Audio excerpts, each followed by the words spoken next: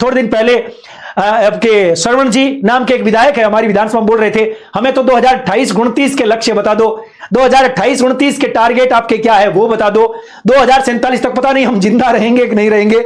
आप ये 2047 की बातें किसको सुनाना चाह रहे हैं? हमें तो 2027, 28, 29 में क्या कर रहे हो वो बता दो। राजस्थान सरकार के विकसित राजस्थान @2047 अर्थात विजन डॉक्यूमेंट में यदि हम 4 थीम और 13 क्षेत्र की बात करें, और याद रखें वही वो जो 13 क्षेत्र है उनको बेस बनाते हुए हमने इकोनॉमिक सर्वे 2025-26 भी तैयार की है।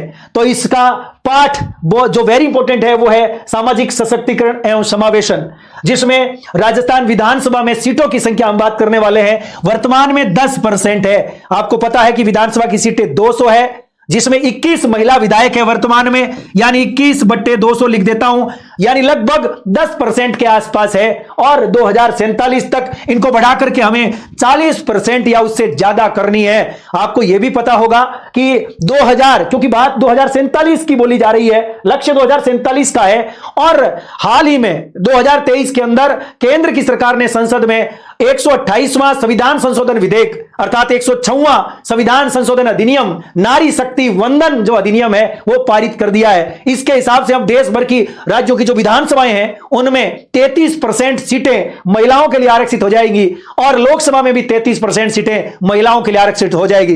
तो एक तकड़ी बात यह है कि इन 40 में से 33% सीटें तो वैसे ही इनके लिए फिक्स हो रही है, तो बस केवल 7% ही तो बढ़ानी है, और वैसा ही महिलाएं तेजी के साथ विकसित हो रही है, सशक्तिकरण हो रहा है। और अब काफी टाइम से मैं देख रहा हूं कि राजस्थान विधानसभा में समय समय पर महिलाएं जो है उनकी संख्या बढ़ भी रही है, पिछली 1-2 विधानसभा को छोड़ दें तो, जबकि यहां 33 के बाद में हमें केवल 7% और बढ़ानी है, तो बढ़ जाएंगी।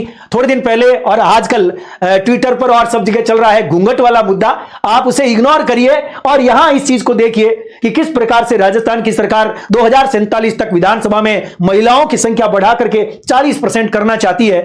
21 सीटों से बढ़कर 66 महिला विधायक बन जाएगी।